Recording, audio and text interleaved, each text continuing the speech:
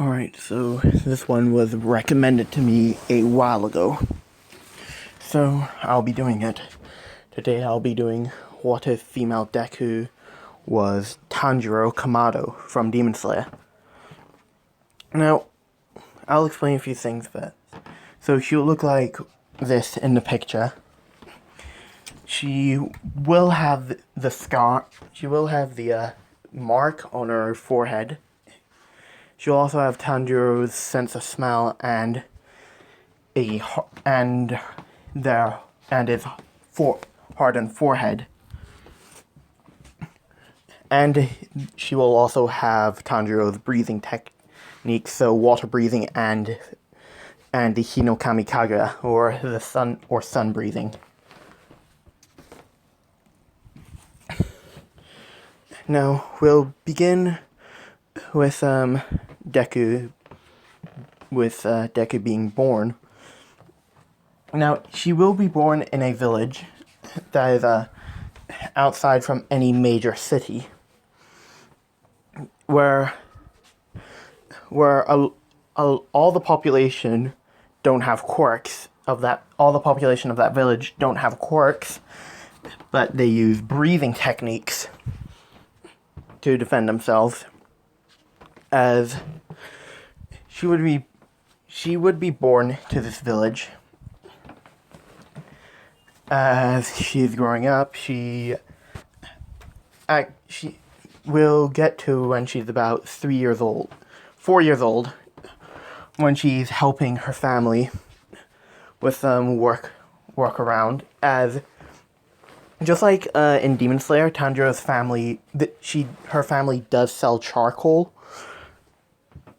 So she helps get the charcoal prepared for her father to transport into the village. So she's helping her mother prepare the charcoal and then get transferred. As eventually, as she gets older and older, her father teaches her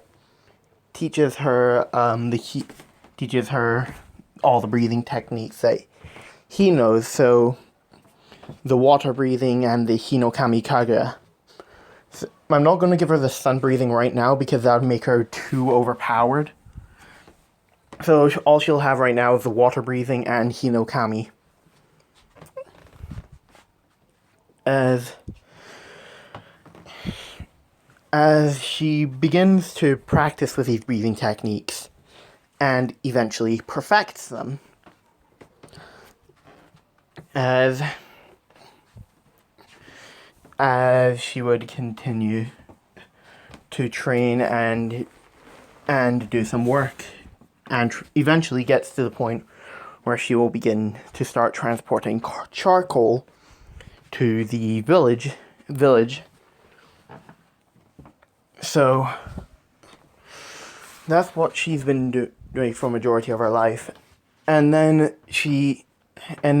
a tragedy would eventually strike when her village was attacked by a group of villains, with her village basically being devastated and her family being killed in the process. And these villains would be known as the 12 Kizuki. Yes, that's right, I'm putting the 12 Kizuki into this as villains. But their abilities aren't quirks, is still their original, like blood, demon art, and demon abilities. So they're not quirks, but heroes mistake them for quirks. As Deku would remember all of their faces, as her and the villagers that did survive would begin to rebuild the village. But it's a lot smaller and it's a lot smaller as she would get older, and eventually on her but when she reaches 15 years old. Now, during this time, she has been studying a lot. And practice and exercise, working out quite a bit. So she has the build Tanjiro has in the anime and manga right now. With her basically being capable of fighting some of the lower moon lower Kizukis. As she would eventually get her sword, which looks like this. Now, in this timeline, she doesn't have... Now, since I'm going to say this, she doesn't have any other siblings, so I'm sorry if any of you want Nezuko in this. Nezuko does not exist in this timeline. So, she was an only child. As she would eventually train hard enough and be able to deal with the members of the 12 Kizuki.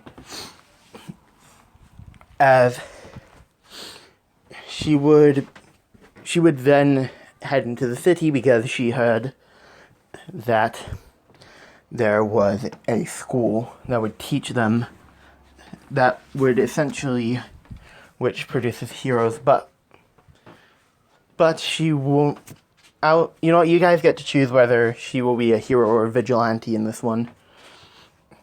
So if you choose her to be a vigilante, she'll fail the entrance exams, but she'll do studying at home and work from the shadows.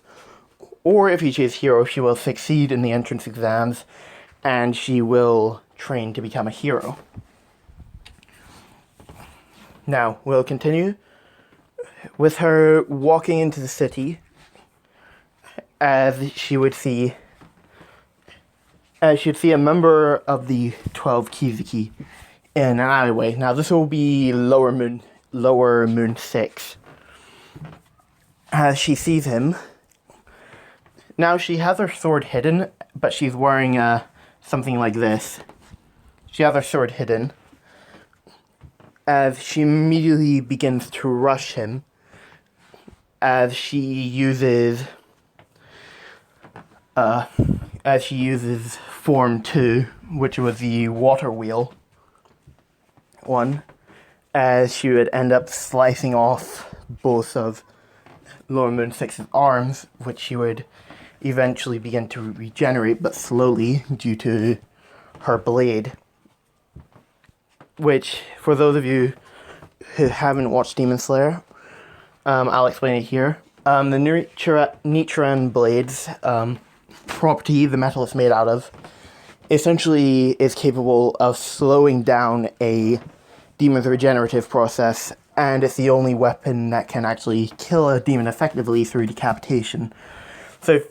So if you try to cut the head off with a normal sword, that's not going to work, but if you cut it off with a Nichiren blade, then it will work. Now,